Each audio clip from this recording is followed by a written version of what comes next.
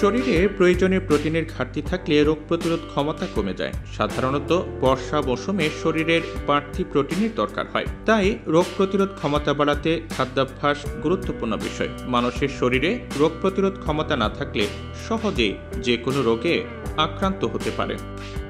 Bit খাওয়া স্বাস্থ্যের পক্ষে সার্বিকভাবে ভালো। সবজি হিসেবে খেতে পারেন বিট, এছাড়া যোগ করতে পারেন সালাদেও। আবার বিটের রস করে খেলেও উপকার পাবেন। মূলত আমাদের শরীরে গুড ব্যাকটেরিয়া অর্থাৎ ভালো ব্যাকটেরিয়া তৈরিতে সাহায্য করে এই বিট। খেয়াল রাখে হজম শক্তির দিকেও। ফাইবার সমৃদ্ধ বিট মানবদেহে রোগ প্রতিরোধ ক্ষমতা বাড়াতে সাহায্য করে। কমলা লেবু খেলে আমাদের শরীরে রোগ প্রতিরোধ ক্ষমতা বৃদ্ধি পাবে। মূলত শীতের ফল হলেও আজকাল সারা বছরই প্রায় বাজারে কিনতে পাওয়া যায় কমলা লেবু।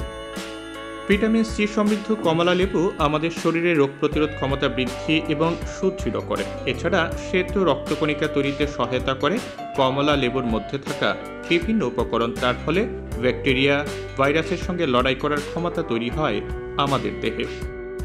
আমন্ড খেলে আমাদের শরীরের রোগ প্রতিরোধ ক্ষমতা বাড়বে এবং সুদৃঢ় হবে।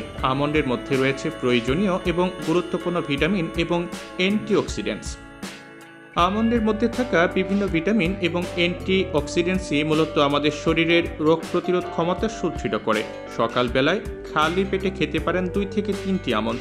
আগের দিন রাতে জলে ভিজিয়ে রাখুন, সকালে উঠে খোসা ছাড়িয়ে খেয়ে নিন।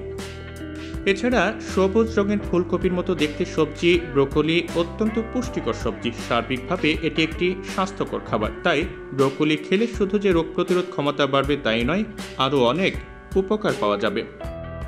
আয়রন, পটাশিয়াম, ক্যালসিয়াম, সেলেনিয়াম এবং ম্যাগনেসিয়াম এসব উপকরণে ভরপুর ব্রোকলি মানবদেহের রোগ প্রতিরোধ ক্ষমতা অর্থাৎ ইমিউনিটি বাড়াতে সাহায্য করে।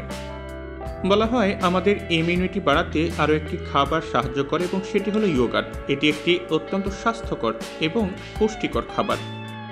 ইয়োগার্টের মধ্যে ফল, dry fruits, oats, chia seeds, cornflakes এসব মিশিয়ে খাওয়া যেতে পারে। ইয়োগার্টের মধ্যে প্রচুর পরিমাণে প্রোবায়োটিক্স থাকার ফলে এই খাবার অন্ত্রের স্বাস্থ্যের খেয়াল রাখে, তার পাশাপাশি বাড়িয়ে দেয় শরীরের ইমিউনিটি।